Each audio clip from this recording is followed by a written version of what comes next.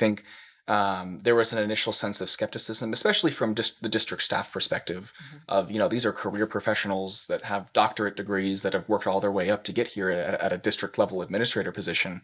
And now they're having to listen to a 19-year-old kid that just graduated the district. Presented at the time would, Yes. probably felt that way, right? Like, Oh, yeah. you just literally, I have teachers older than you, right? Yes. So. Yes. And I remember like the first couple of board meetings, there was this like some comments of like, oh, you're actually asking good questions. I was like, I don't think that sounds the way you think it does. Right. But I think as we really got in there and started to do the work and show that I was there to, for the kids and for the teachers and for the community and really doing, work that I said I was going to work on when I campaigned. And, that started with mental health policies, that started with accountability policies, especially around COVID and making sure that we're doing right by kids as we were trying to navigate the pandemic. And so many other things around really shifting our board to be focused on students and student outcomes.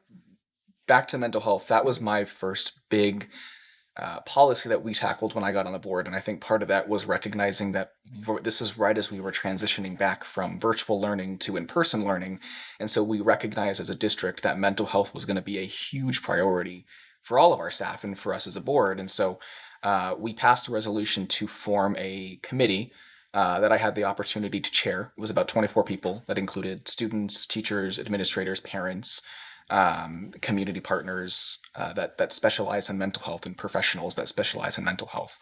And we spent about 3-4 months just crafting a new policy for our district that dealt with suicide prevention, intervention, and postvention, as well as a regulation to go along with that with our administrators.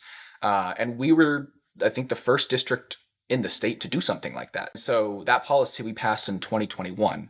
And since then, I mean, we've transformed the way that we have delivered our mental health services, but also in the sense of reducing the stigma around mental health. It's been a big deal because our teachers and our students feel more comfortable talking about these issues, knowing that these conversations are happening at the highest level of the district.